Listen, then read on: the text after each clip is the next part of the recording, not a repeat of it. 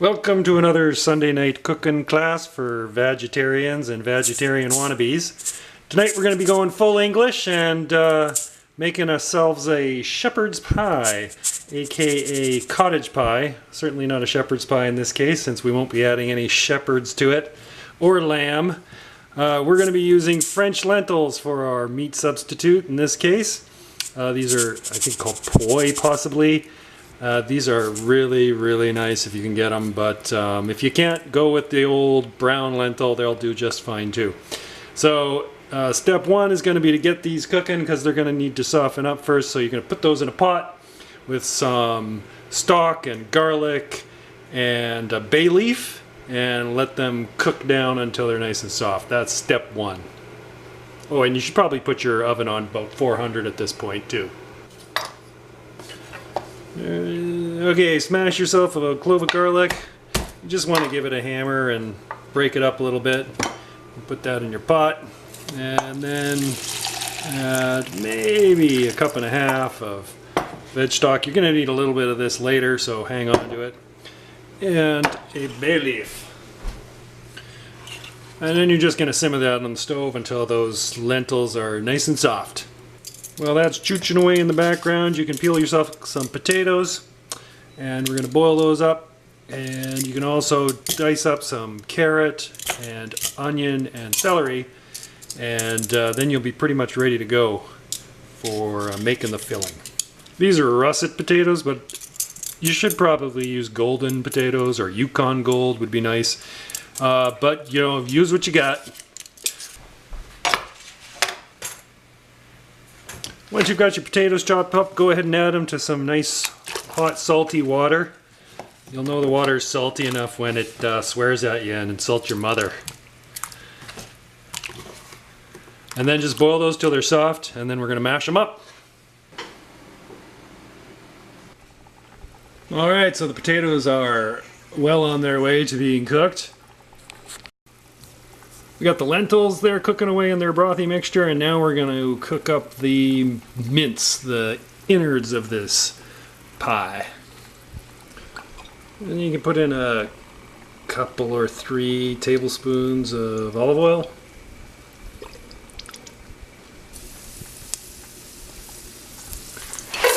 And in with the veg. So in order to get that to sweat out a little bit, we'll add some salt and pepper.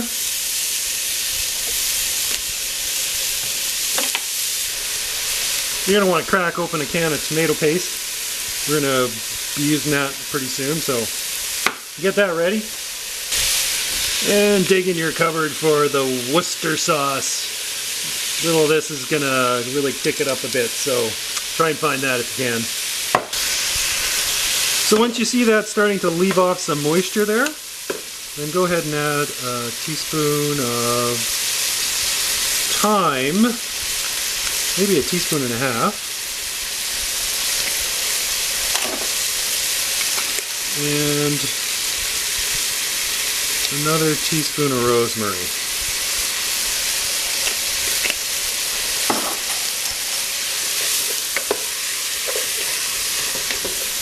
Stir that in and let it cook a little bit longer. Don't forget to keep an eye on your lentils.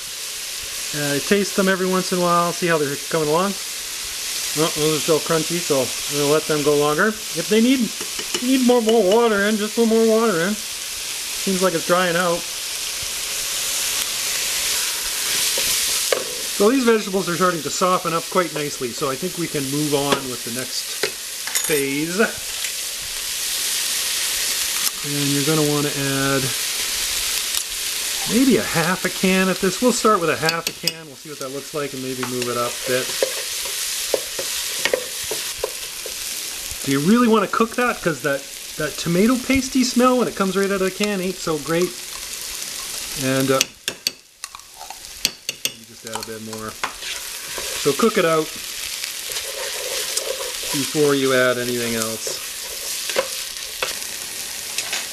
Alright, my potatoes are done here, so I'm just going to drain them and let them air out a bit. Now's a good time to add the corn and the peas. They're really already cooked, so just need to warm them up a bit.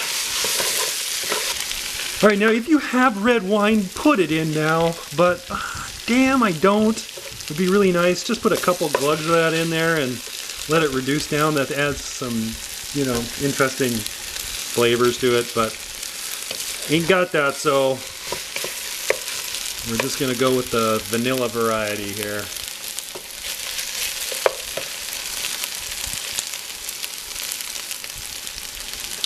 Okay, we're just gonna add a little bit of Worcester sauce here.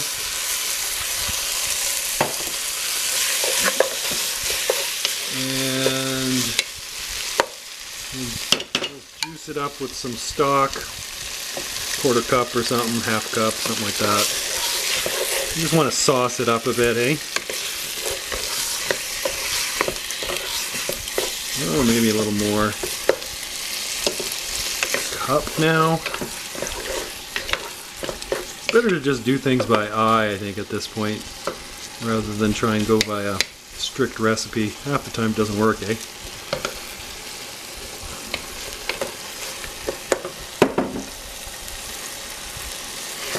Okay, that's looking pretty good. I think we're going to add the lentils to that later once they're cooked, so you can just turn this off.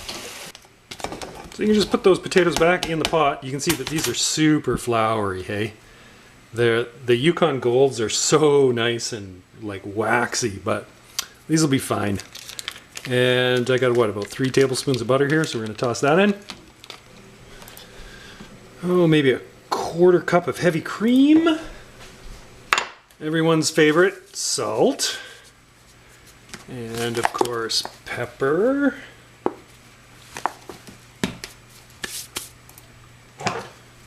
And let's mash that up. Now, another thing we can add is egg yolks, which I think we'll do. We'll throw some egg yolks in there.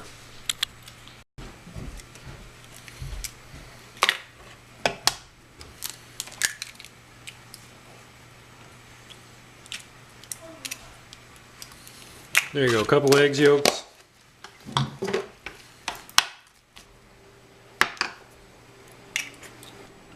And finally, to give your potatoes a real good kick in the arse, some Parmesan cheese, maybe a quarter cup or so.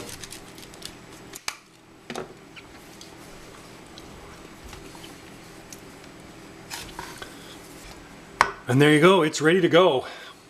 Save a little bit of Parmesan cheese, we're going to sprinkle it on the end. Just for fun. Alright, so here's our mince. This is the lentils. Maybe I'll pick the bay leaf and garlic out.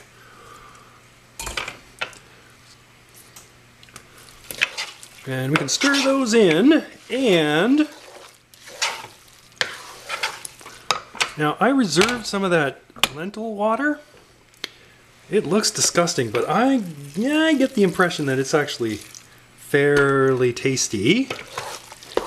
And we're just going to use that to make sure that we have a nice, you know, saucy consistency to this stuff. Okay, now we're ready to assemble. And that's quite a bit of stuff, I tell you. I think I'm going to need a big pot. Alright, we're going to go big or go home in this case, I think.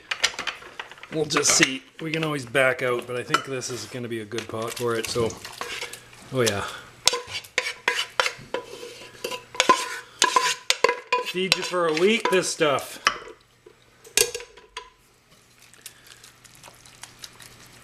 Okay, so that's filling up about half of the thing. It's a lot. Holy smokes. Okay, and then you're going to just put on your potato. And you kind of want to drop it on because you're not mixing this in. So do it in chunks. And then we can smooth it out later.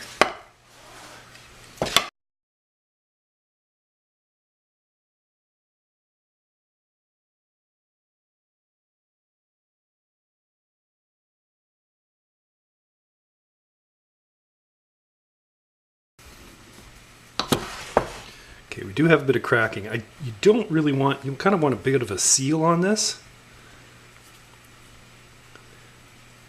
So we're going to fill the rest up with cheese.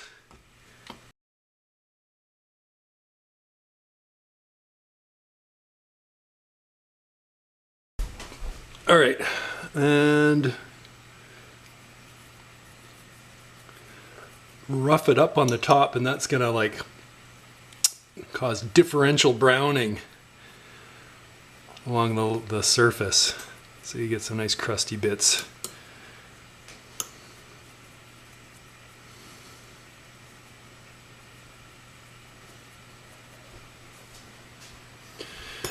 That's it, people. Into the oven for, I don't know, 20 minutes or something. You're going to notice it's going to start to brown up and bubble, and then it'll be ready to go.